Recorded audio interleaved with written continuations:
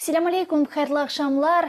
Сайгылы АТР телеканалының телесерджілері бүгін информацион программасына сейретесіңіз. Сіздер үшін мен Гүлсум Халилова чалышам ве бұл авта яйынларымыздыға девам етеркен невбетке мұсафирымызны селямламақтан ве тақдим етмектен ғайет мемнюным. Витаю в эфире телеканала АТР. Вы смотрите информационно-аналитическую программу «Бугунь». Для вас работаю я, Гульсум Халилова, и я рада представить гостя, который присоединился к нашему эфиру. Це Юрій Подорожній, експерт Українського центру суспільного розвитку.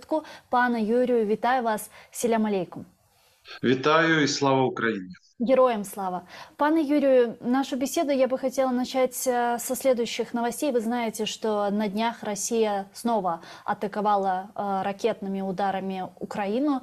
Совсем недавно она атаковала тактической авиацией Одесскую область. 9 марта вообще был осуществлен ракетный удар по всей территории Украины, по разным областям. И снова они целились на энергетическую инфраструктуру Украины и непосредственно на гражданскую инфраструктуру, что в принципе традиционно для российских оккупантов. Как вы думаете, вот такие ракетные обстрелы, они будут продолжаться, или же все-таки мы наблюдаем некую истощенность российских ресурсов? Ну, є хороші новини з цього приводу і є погані новини з цього приводу. Давайте, напевно, почнемо з хорошого. Українці навчились в достатньо великій кількості, в достатньо великій мірі відбивати ці ракетні атаки. Вони вже не наносять такого урону, як він був восени минулого року, коли ми ще не мали такої кількості протиповітряної оборони.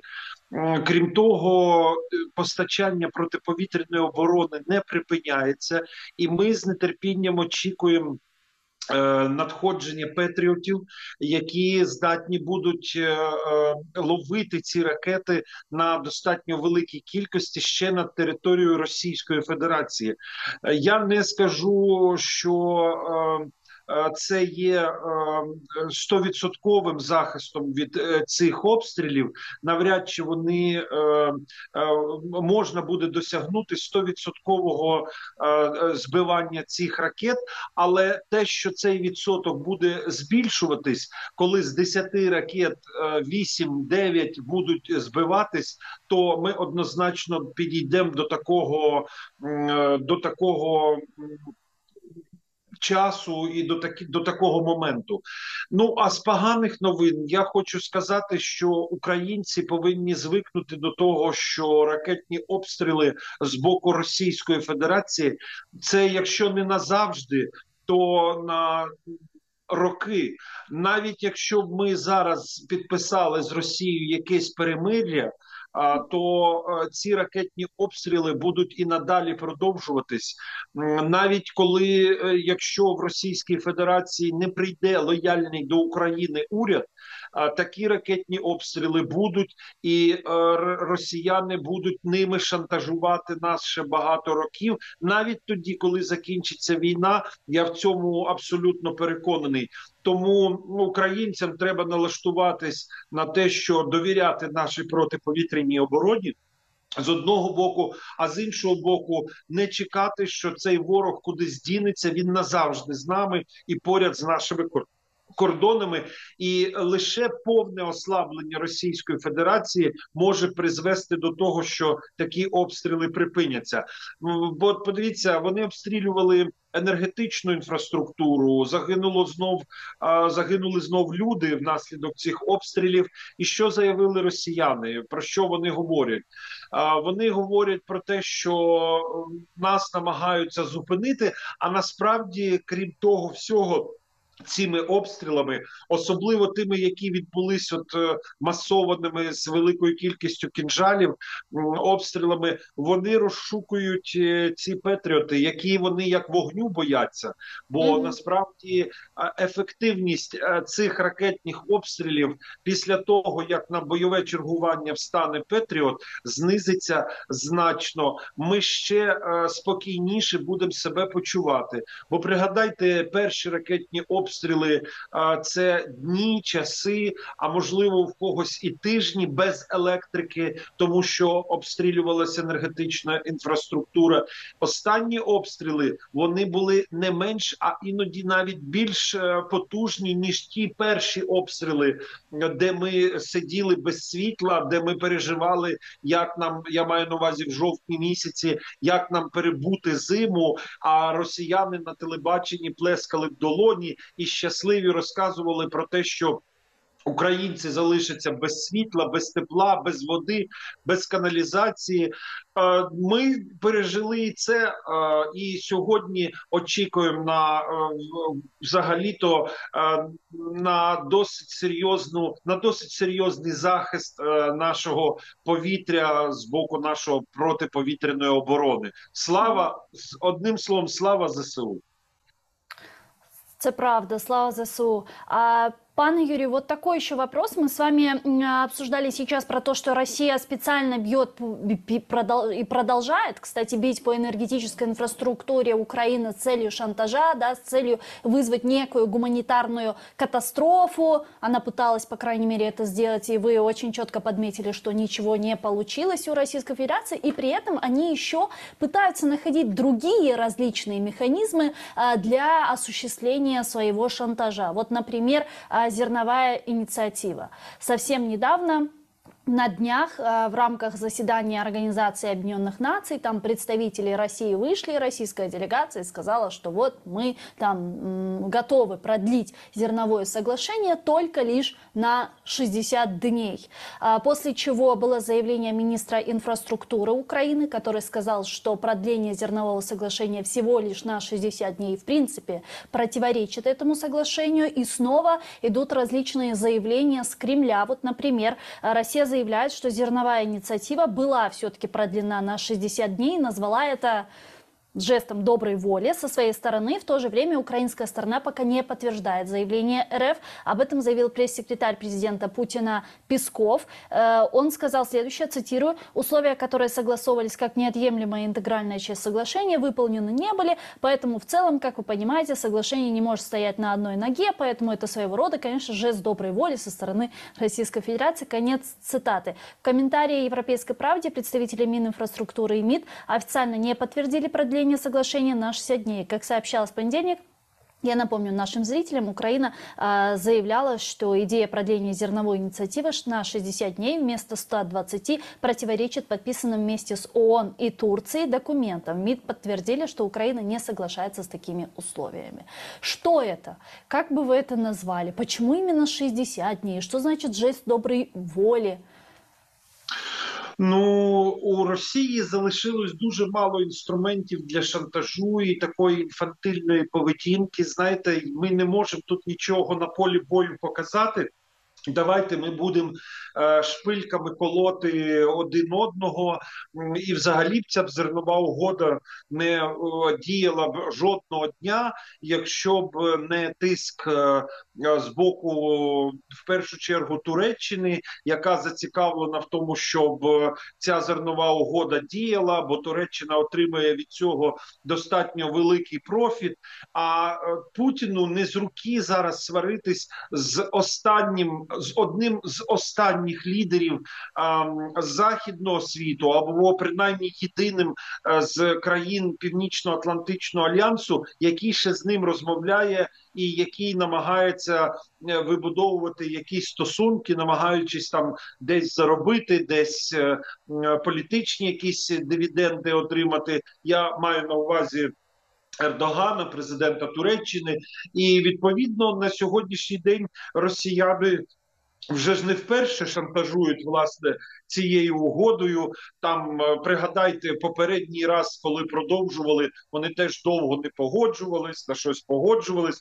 Очевидно, росіяни ведуть якісь торги непублічні з зацікавленими особами. Ну, пригадайте, в останній раз, коли продовження було, і Росія казала, що не продовжить, власне, цю зернову угоду, Туреччина заявила про те, що ніхто вас питати не буде, а продовжуйте постачання, значить зерновий коридор буде без Російської Федерації. Ну, хочуть росіяни зараз зіграти в цю гру і наражати на небезпеку мирні кораблі, які постачають зерно. Ну, подивимося, як далі буде продовжуватись. Але ви бачите, особливо ніхто і на російську позицію в даному випадку і не зважає. Хотілося б, щоб Росія сказала. Так, продовжуйте. А навіщо? А де інформаційні приводи? Ну треба ж, як то кажуть, нерви потріпати усім перед тим, як погодитись на те, що зрозуміло буде продовжуватись. Бо власне постачання зерна в цьому зацікавлений не тільки вороги Російської Федерації, я маю на увазі західна цивілізація, західний світ, але й його союзники. Бо Росія багато кричить про допомогу Африці, але ж ми з вами прекрасно розуміємо, що ці країни постраждають, я маю на увазі країни, що розвиваються в Азії, в Африці, надзвичайно постраждають від того, якщо Україна перестане передавати зерно за кордон. Тому хай пограються росіяни в цей шантаж.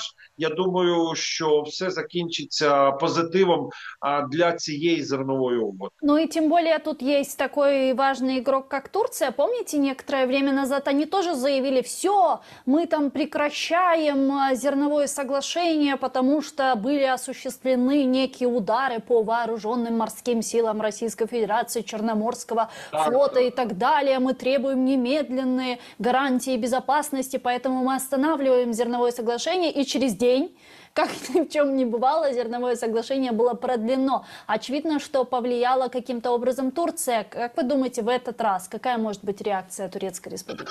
Ну, будемо дивитись. Я думаю, що та зацікавленість Туреччини в цій зерновій угоді, я ще раз наголошую, що Туреччина є одною з найбільш країн, яка найбільш отримує преференції, вигоди від цього, від цієї, я маю на увазі безпосередні матеріальні вигоди. Туреччина зробить все для того, щоб продовжити власне цю зернову угоду, і можливо навіть ніхто там на росіян зважати не буде, бо навряд чи Росія сьогодні готова десь отримати пряме зіткнення з турецьким військово-морським флотом. А в разі, якщо російські кораблі там нападуть на зерновози, я думаю, що захист цих зерновозів буде і власне з Туреччини, з турецької сторони, як гаранта власне цієї угоди. Тому ну хай цю гру в «хочу, не хочу», знаєте, в цю пісочницю, як діти в пісочниці ділять там лопатку, ну Росія в зерновій угоді приблизно себе так поводить. І коли старші хлопці кажуть: віддай лопатку, бо ми будемо грати, ну росіяни змушені будуть віддати.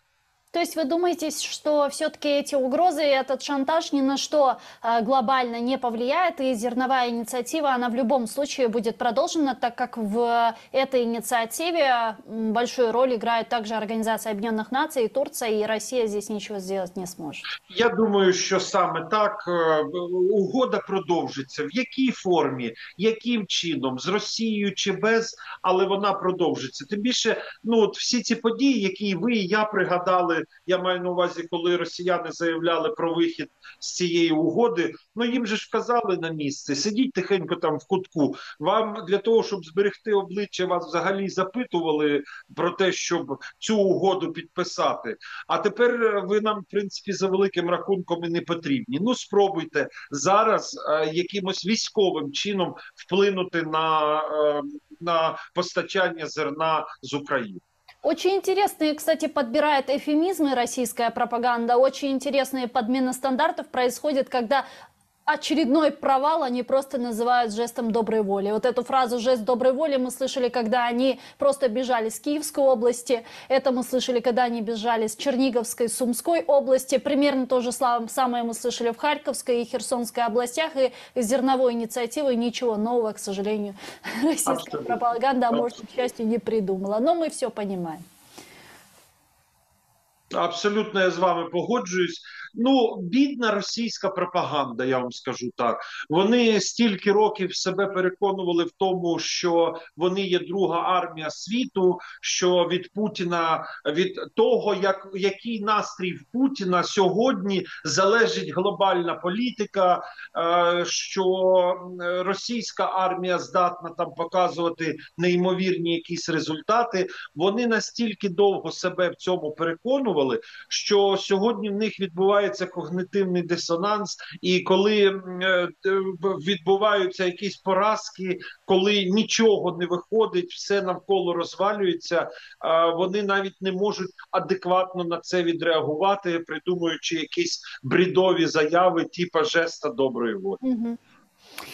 Пане Юрию, и если мы обратимся сегодня на ситуацию, которая у нас на фронте, мы знаем, что сейчас жесточайшие, самые кровавые бои продолжаются на Донецком и Луганском направлениях, и непосредственно в районе Бахмута. Там российская армия справа, слева, с юга, с севера, с востока продолжает свое наступление. Украинские вооруженные силы отбивают российские штурмы, просто маниакальные штурмы. Там больше 100 штурмов они пытаются осуществлять за день. Только украинские вооруженные силы оказывают героическое сопротивление российским оккупантам, но тем не менее Россия туда кидает просто невероятное количество пушечного мяса, артиллерии, ракетных ударов и так далее. Как вам видится сейчас стратегия России на фронте?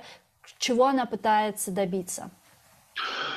Ой, про російську стратегію на фронті, ну що казати? Ну, їм потрібно, вони поставили перед собою задачу звільнити Донецьку, Луганську область повністю. Очевидно, для якихось пропагандистських речей це є дуже важливо. Ви ж бачите, неможливість зайняти Донецьку і Луганську область спричинила взимку цього року зміну керівництва спецоперації. Суровікіна замінив Герасимов, і здавалося б, вже кадрові військові прийшли і щось нове мали запропонувати, а нічого нового не відбувається. Закидають живими трупами фронт, а от цією навалою величезною закидають фронт, і нічого нового не відбувається. Я вам більше того скажу, Герасимов, який вважається автором стратегії ведення гібридної війни в 21 столітті, так, навіть Залужний згадував, що він вивчав цю стратегію і очікував застосування гібридності цієї війни. Очевидно, зрозумів, що теоретично він все правильно описав, але російська армія настільки нездатна, що вони не можуть використовувати, власне, напрацьовані самими ж ними стратегії.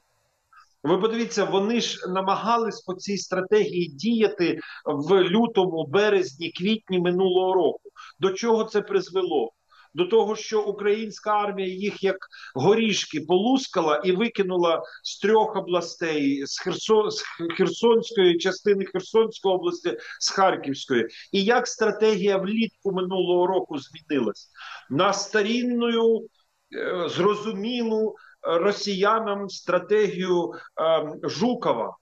Баби що наражають. Тобто закидати великою кількістю, такою кількістю людей закидати фронт, щоб просто ворог зломився під цією кількістю, да? Не якістю брати, а кількістю. І коли ми з вами говоримо про нашу героїчну оборону Бахмута, я, звісно, не військовий і мені важко зрозуміти стратегічне значення Бахмута, але з політичної точки зору мені зрозуміла ця історія. Я вас поверну в грудень минулого року, коли головнокомандувач Залужний написав статтю про потреби української армії в контрнаступі. Він там чітко по цифрах визначив, скільки нам потрібно танків, гармат, там, я не знаю, протиповітряної оборони і так далі, і так далі, і так далі. І я так розумію, що Бахмут є не просто місцем, де Збройні сили України перемелюють кількість російської армії. А ще й Бахмут є точкою, де утримується російська армія для того, щоб Збройні сили України разом зі своїми союзниками накопичили ту критичну масу озброєнь, які необхідні нам для контрнаступу. Бо чим довше ми триматимемося під Бахмутом, тим більше ми зможемо накопичити і правильно з військової точки зору, не кількістю солдат, не кількістю тих, кого кинуть на фронт і вони загинуть, а все-таки технікою, сучасною технікою, зброєю і стратегією почнеться український контрнаступ.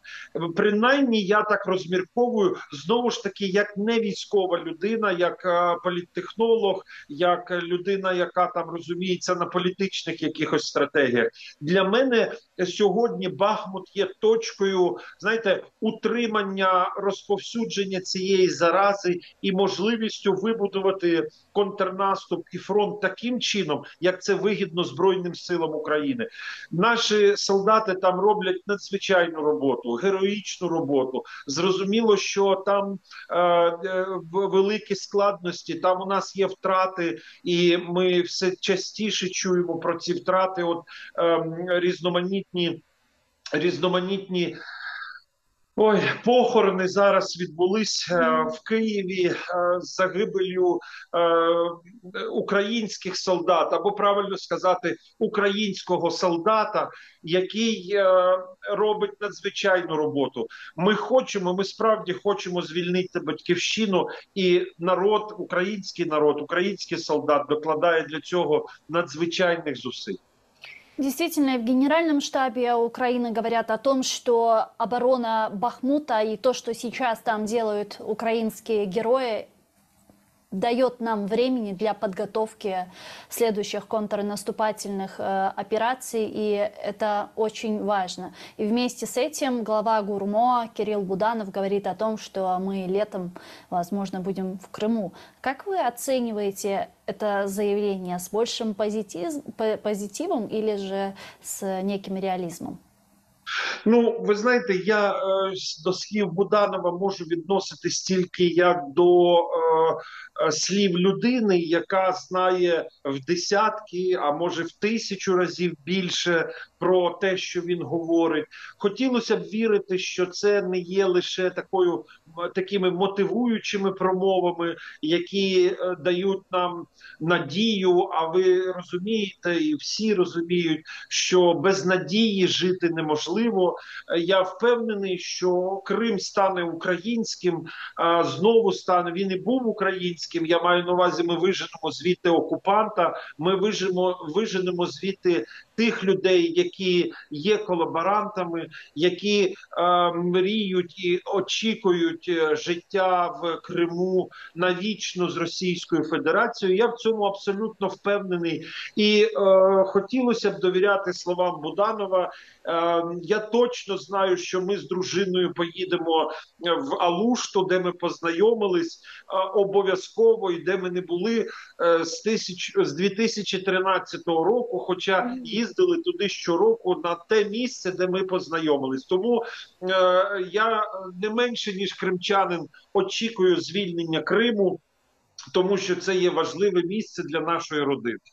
Ну, я бы здесь хотела сделать тоже небольшую ремарочку и сказать о том, что как бы у нас поводов не доверять Буданову по сегодняшний день нет. Ну, по крайней мере, за последние 1,5 года, за последние 2 года, если обратиться к его заявлениям, такого повода действительно нет. Я помню еще до широкомасштабного вторжения, как-то в своем интервью немецкому Bild Кирилл Буданов давал интервью, и там была опубликована карта, согласно которой может быть осуществлена российская атака. И вот как раз на этой карте, ссылаясь на интервью Буданова, там было изображено то, что Россия будет осуществлять свою атаку, в том числе и на северную часть Украины. В том числе речь шла о наступлении на Киевскую область. И об этом говорил Буданов еще до широкомасштабного вторжения. И тогда еще мы с вами и с многими другими аналитиками, экспертами обсуждали вероятность наступления именно с северной части. И это казалось нам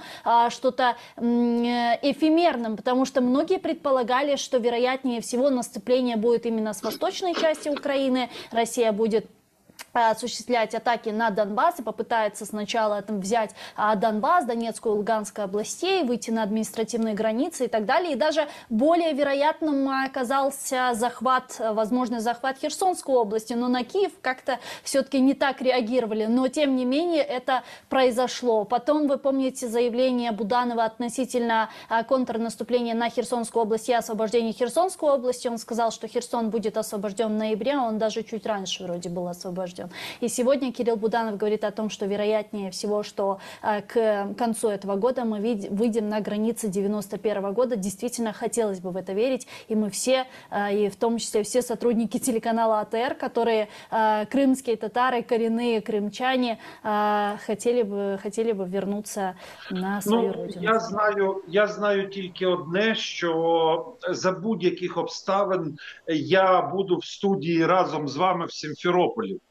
Да. І ми звідти будемо розповідати про те, як ще кілька років тому було складно уявити, що ми в цій студії будемо знаходитись. І будемо сподіватися, що це відбудеться восени 23-го року.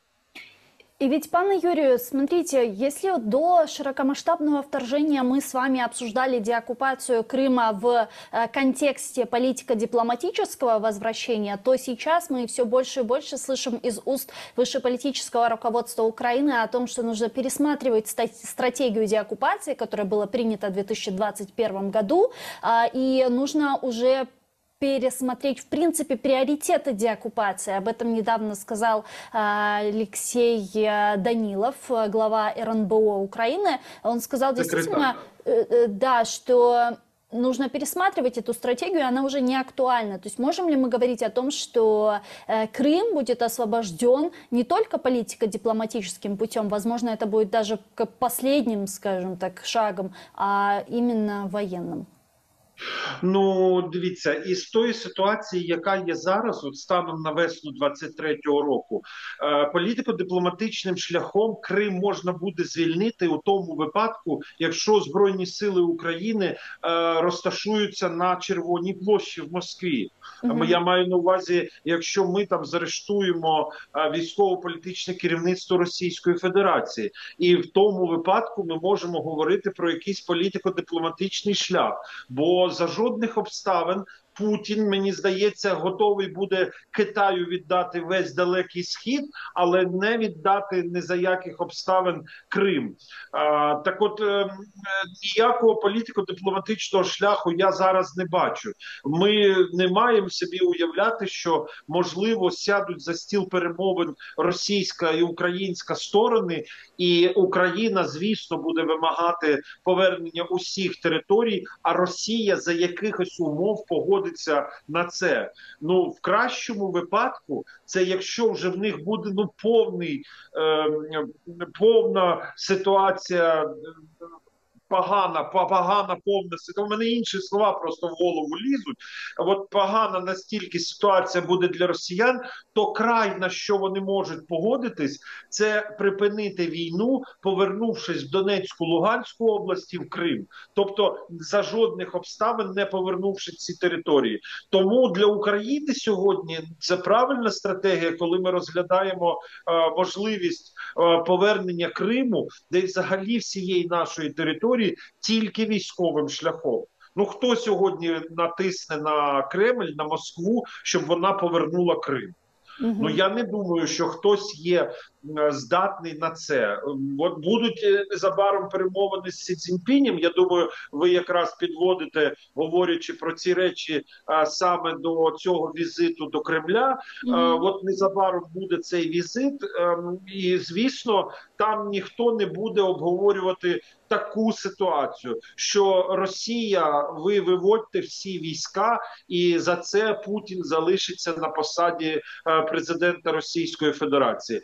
Ну, західні країни, може, і погодились би його залишити, але навряд чи всередині Росії сьогодні буде така здатність залишити Путіна, маючи такі втрати, які понесла сьогодні Російська Федерація, і не маючи цих територій, за які була війна. Тобто Росія фактично обнуляється, Путін обнуляється, і такий політико-дипломатичний шлях, як на мій погляд, неможливий. Тільки військовим шляхом і тільки остаточні удари по військовим Російської Федерації на території України.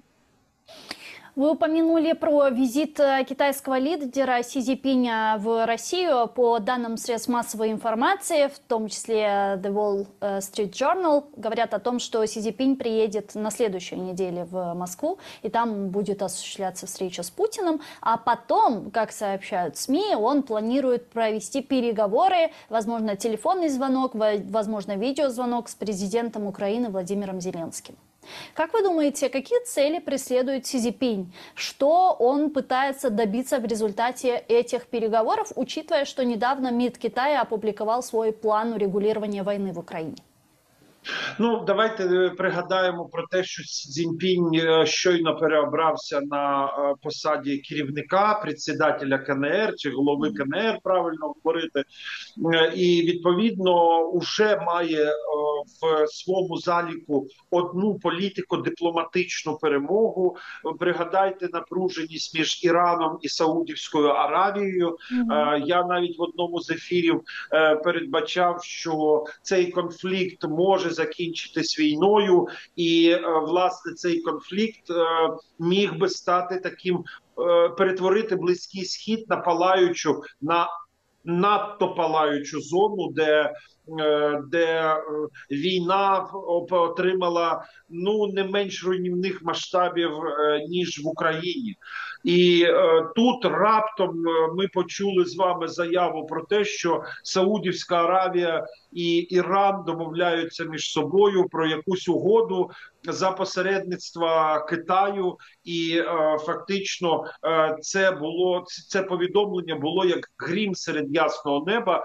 І така несподівана дуже дружба між Саудівською Аравією і Іраном. Ну, принаймні, якщо не дружба, то не війна точно. І в цей же час приблизно виходить повідомлення про мирний план Китаю. І з позитива цього мирного плану я хотів би відзначити, що Китай підтверджує територіальну цілісність України. Якщо б він цього не зробив, на цей папірець взагалі не варто було б звертати уваги, і Україні не було б там що обговорювати. Є принцип головний – територіальна цілісність, але в той же час Китай пропонує зупинити війну і почати перемовини на тих місцях, і маючи збройні сили і Російської Федерації, і України по лінії фронту. Тобто, насправді, Китай пропонує мирний план, який вигідний Російській Федерації. Вигідний і, звісно, Китай в даному випадку гратиме на руку Москві. Я впевнений, що візит до Москви – це буде лише узгодженням позицій. Вже Лукашенко злітав до Сі Цзіньпіня, очевидно, з якимись словами від Путіна щодо підготовки цього візиту, бо зараз ви бачите, ця болонка, диванна болонка Путіна Лукашенко летить по союзниках, в Іран полетів, в Китай полетів. І Сі Цзіньпінь приїде до Кремля, до Москви. Звісно, там будуть заяви про вічну любов, мир і дружбу, про те, як агресивний Захід сприяє війні, що ця війна б давно закінчилась, якби не Сполучені Штати Америки і не їх агресивна політика. Все це ми з вами будемо чути. І отакий миротворець, який приїде і буде ручкатись з агресором, очевидно, грає на боці Кремля. А во что это может вылиться? Как вы думаете, вот такая любовь, дружба, консолидация против единого врага, там, Соединенных Штатов Америки, которые раскручивают эту войну и прочее? То есть во что это может вылиться? Мы видели в последнее время сообщения некоторых СМИ о том, что Китай чуть ли уже не намерен передавать России необходимое ей вооружение. Может ли быть это осуществлено? Ну, є ж два варіанти розвитку подій. Китай буде робити заяви, да, що США агресор, що США допомагає агресору Україні. Це одна історія, але дотримуватись санкцій. Угу. Тобто робити якісь публічні заяви і не робити якихось практичних кроків. І може бути інший варіант, коли Китай виступить на стороні Російської Федерації і стане для Росії тим самим союзником або подібним союзником, як сьогодні є у України Сполучені Штати Америки або Німеччина, тобто допомагати матеріально, допомагати технологіями, військовими технологіями. Це два таких варіанти, які можуть бути. Бо я думаю, що частково допомогу вони надають через Китай, в першу чергу, який сьогодні, здається, абсолютно в унісон діє з Китайською Народною Республікою, і Казахстан став одним з тих майданчиків, через які Російська Федерація обходить санкції. Недаремно прилітав до Астани голова Держдепу Сполучених Штатів Америки, і хоча там на камери розповідали про поглиблення і укріплення співробітництва, насправді я думаю, що з попередженнями він прилітав, американці прилітали до Астани, до Казахстана, і Такаєву, очевидно, вказали на те, що не варто таким чином зараз вчиняти. Але тим не менше Казахстан грає на боці Китая і буде допомагати обходити Росії санкції. Я думаю, що і сьогодні китайські, якщо не зброя, то принаймні технології або потреба в тих технологіях і в тих деталях, які потрібні російському військово-промисловому комплексу, Китай постачає. Але робить він це тихо. Робить він це, щоб ніхто не побачив, і поки що всіх все влаштовує. От чи буде Китай відкрито підтримувати Росію? Ну, ми з вами прекрасно розуміємо, що як тільки Китай почне відкрито підтримувати Росію, це означатиме ескалацію стосунків між Сполученими Штатами Америки и Китайской Народной Республикой. Ну, мы И знаем, тут что Китай это страна крупный экспортер. И если мы говорим о том, что Китай будет открыто поддерживать Россию, это будет означать ухудшением отношений с Соединенными Штатами Америки, что может непосредственно отразиться на китайском экспорте. Ну, ви знаєте, ми увійшли з вами в 22-му році в таку епоху і в такий політичний крінж, коли економіка, залишаючись дуже важливою, бо без економіки нема війни, да? Ви не можете воювати, якщо ваша економіка не здатна закривати питання війни. Так от, але тим не менше, ми увійшли в такий крінж, що ми можемо говорити, що країни готові будуть йти на втрати. Подивіться на Європу. 50 літ сидіти на газовій голці російській, спочатку радянській, потім російській. Ніхто навіть в страшному сні собі не міг уявити, в Кремлі я маю на увазі, що німці встануть і скажуть, що більше газу російського ми споживати не будемо. Або от німецьке Міністерство економіки вчора повідомило про те, що на 99% скоротився експорт нафти до Німеччини із Росії. На 99%, тобто фактично дорівнює нулю.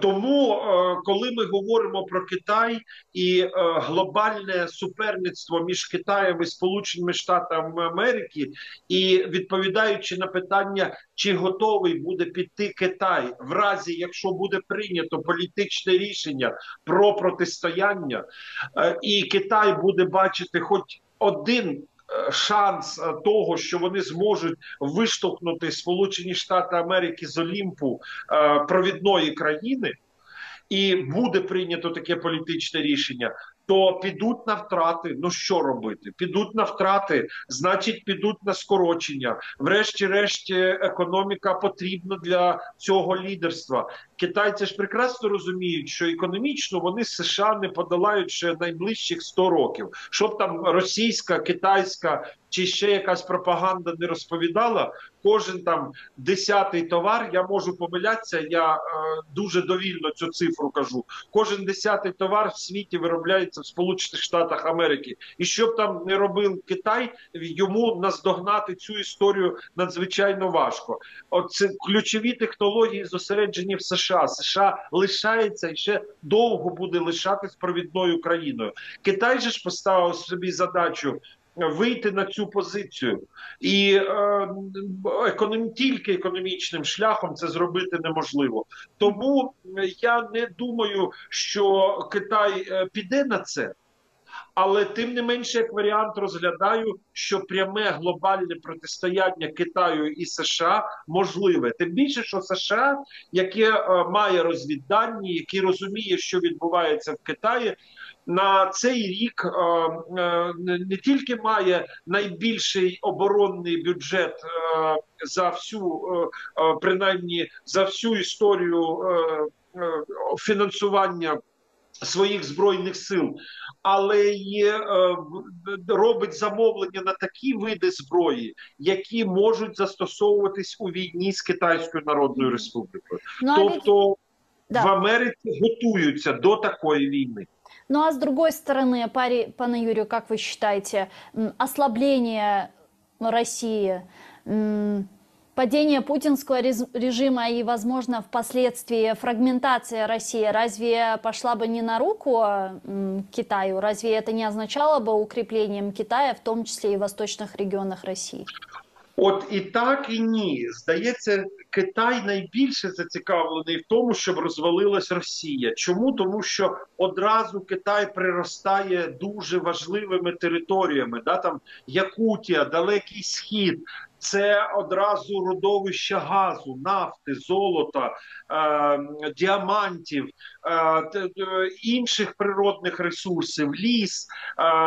І Сполучені Штати Америки, здається, більше бояться розвалу Росії, бо внаслідок цього Китай ще більш укріпиться. Тим більше, що на кордонах з Китаєм зосереджено вже 120 мільйонів людей, які готові хоч завтра все покинути і почати заселяти там якийсь Близький Схід і Якутію, яку вони і так колонізують, але в межах Російської держави. Ми це з вами прекрасно розуміємо. Але от при всіх цих перевагах у Китая зникає одна дуже важлива річ. Якщо розвалюється Російська Федерація, то протистояння пряме з США не уникнути. Поки є Росія, і от зараз чому Китай зацікавлений в цій війні?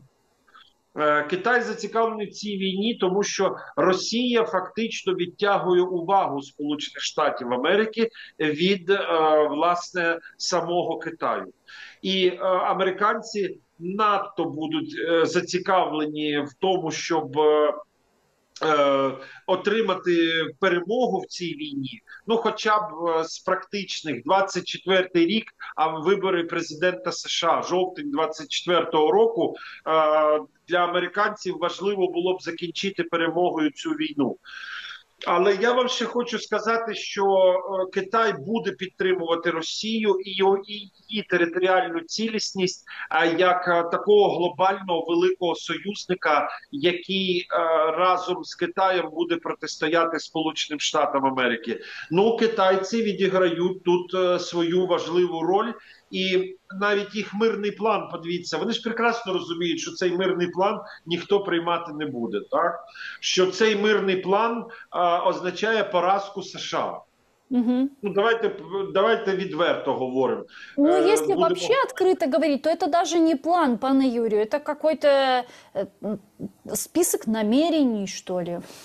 Та що я з вами погоджуюсь, що це список намірів, але Китай, знаєте, якщо одною фразою цей план прочитати, то там написано: Китай хоче, щоб США програло. Крапка. Мгм.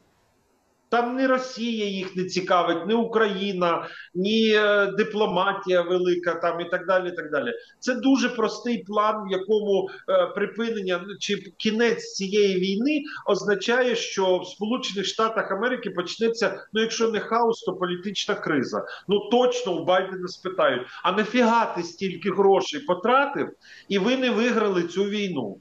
От внимание, вопрос: що ви цим добились? Чи здатні ви взагалі щось показувати, якісь показувати в кінцевому підсумку результати? Тому для мене не зрозуміла, звісно, позиція США щодо додання там нам літаків, ракет, бо здавалося б, американський політикум найбільше має бути в цьому зацікавлений. Хоча я розумію, що це не надання і ракет, і літаків з боку США, це все-таки якийсь діалог з Китаєм. Мгм. Вони про щось розмовляють. Но вот если продолжать тему Соединенных Штатов Америки, мы видим, и многие эксперты сейчас говорят о том, что Россия заинтересована в том, чтобы поставить сейчас эту войну на тормоза и таким образом дождаться до 2024 года, когда в Соединенных Штатах Америки будут выборы президента. И очевидно, что Россия рассчитывает на кандидатство Дональда Трампа или кого-то из республиканцев, которые против вот как раз-таки вливания огромного количества там денег в военно-техническую поддержку Украины. И совсем недавно была опубликована новость относительно того, что вероятный конкурент Трампа на выборах заявил, что помощь Украине не в интересах Соединенных Штатов Америки. Губернатор Флориды Рон Десантис, который является одним из возможных кандидатов в президенты, заявил, что защита Украины от вторжения России не является жизненно важным интересом США. Цитирую. В то время как в США много жизненно важных национальных интересов: обеспечение безопасности наших границ, решение кризиса готовности наших военных, достижение энергетической безопасности и независимости, а также сдерживание экономической, культурной и военной помощи Коммунистической партии Китая, все больше впутывание в территориальный спор между Украиной и Россией не является одним из них. Конец цитаты Десантиса. Как вы оцениваете вот этот расчет России на выборы президента США и, собственно, это заявление возможного кандидата в президенты Америки? Ну, давайте, по-перше, почнемо з того, що я не згідний, що США, Росія якимось чином розраховує, що в США прийде президент, який складе лапки і готовий буде програти цю війну. Це по-перше. Я не думаю, що в Кремлі сидять дурні. Якщо і така інформація десь обговорюється і поширюється, вона скоріше медійна, ніж несе під собою практичний характер. Тепер давайте говорити про кандидатів в президенти від республіканської партії. Ну, звісно, Трамп не найкращий кандидат, який би хотілося б бачити в Україні, але він не найкращий кандидат, якого хотіли би бачити і в Німеччині, і в Франції, і в Британії. І я думаю, що і в Сполучених Штатах Америки його рейтинг і популярність не настільки висока, як нам здається, або як здається самому Трампу, правильно сказати. І в мене є підстави про це говорити. Ну, по-перше, за президента Байдена є серйозні проблеми в економіці Сполучених Штатів Америки. Крім того, Байден провів американців через карантин. Да, це вже його рейтинги мають падати. Інфляція, плюс війна за кордоном, плюс, звісно, ніколи президентом ніхто не задоволений.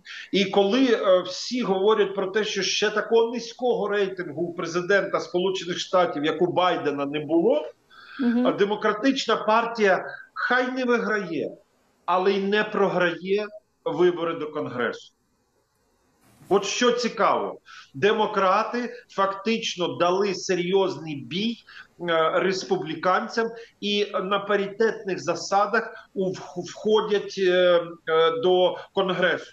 Це важлива деталь. Що ця деталь означає? Ця деталь означає, що демократи не настільки слабкі, як здається, а ідеї Трампа не настільки популярні, як їх хотіли би собі представити. Бо на тлі такого низького рейтингу президента Байдена демократична партія зробила фантастичний просто результат. Це перше. По-друге, ви знаєте, перед виборами до Конгресу я теж виходив в ефіри, і журналісти задавали питання: ой, як страшно, прийдуть республіканці, нам вернуть допомогу, нам допомоги давати не будуть, там і так далі. Пригадайте, як тільки Конгрес зібрався, з якими ініціативами вийшли республіканці. Щодо України, я маю на увазі. Ми чули багато заяв конгресменів, що допомогу Україні треба збільшувати. Є із Конгресу з боку республіканців лунають заяви про те, що нам потрібно надавати літаки, що Україні треба надавати більше допомоги. Навіщо я оцю всю історію вам розповідаю і підводжу до двох можливих кандидатів в президенти? Ми перед президентськими виборами будемо багато чого чути. І зі слів Трампа, і я сподіваюся, що Трамп не стане в республіканській партії кандидатом, бо насправді нічого доброго він не зробив. Він програв вибори, він фактично не привів до перемоги республіканську партію в Конгресі, хоча підстави всі були для цього. Тому республіканці 10 разів подумають перед тим, як підтримати Трампа. І що стосується Сантіса, який теж зараз робить таку заяву, я сподіваюся, що все-таки це заява в піку демократам. Демократи зараз підтримують Україну, виділяють гроші, піаряться на цій війні. Пробачте, я політтехнолог і прекрасно розумію, що виділивши 1 копійку Україні, будь-який політик буде розповідати про 10 гривень профіту. Так от зараз республіканському кандидату необхідно буде з усіх боків кричати, що Байден сволоч, він довів економіку до ручки, він, там в карантин не так все робив, і війну в Україні він не тільки програє, а взагалі що ми там робимо. Був би зараз Афганістан, то просто закресліть слово Україна, впишіть зверху слово Афганістан, і Сантіс би приблизно ту саму заяву зробив. От чи буде Сантіс на посаді президента підтримувати Україну? Я абсолютно впевнений, що республіканська партія в своїй найбільшій масі не тільки підтримує Україну, а й, знаєте, має таку позицію, як колись була позиція у Джона Маккейна. От він мені республіканець, і це є і для мене це є республіканська партія. А нам в Україні треба навчитись не вставати на чийсь бік, то демократів, то республіканців. А знаєте, як євреї, як Ізраїль. Таким будь ласкавим телятком, який у 2 маток буде ссати. Мається на увазі Ізраїлю по барабану. Республіканці стануть президентами чи демократи. Вони все одно будуть союзниками Сполучених Штатів Америки, а на Близькому Сході центральними союзниками Сполучених Штатів Америки. От нам, українцям, треба навчитись проводити свою зовнішню політику таким чином, щоб ми стали ключовим партнером Сполучених Штатів Америки в Східній Європі і отримувати від цього преференції незалежно від того, який президент стане президентом. Це наша задача, тому я впевнений, що і дуже боятись президентських виборів українцям не варто. Я маю на увазі в Сполучених Штатах Америки. Дякую вам дуже, пане Юрію. Чохсагун, що наше время підключились к нам в ефір та відповіли на наше запитання. Чохсагун, до нової зустрічі. Слава Україні. До побачення. Всього найкращого. Героям слава. Дякую. Юрій Подорожній був з нами на прямому зв'язку. Експерт Українського центру суспільного розвитку. Залишайтесь з першим кримсько-татарським. Архадашларнів бетеке яйынларымызда bizler берабер олмыз бізем хырым татарым рус украин тілерінде яйынларымызға девам etmektemiz. Ayrıca artık Sputnik'te de barmız bizlerine Kırım'da Sputnik vasıtasымен de seyretmege imkanınız mevcut. Atırlı olmuz. Eyliklerde görüşkence.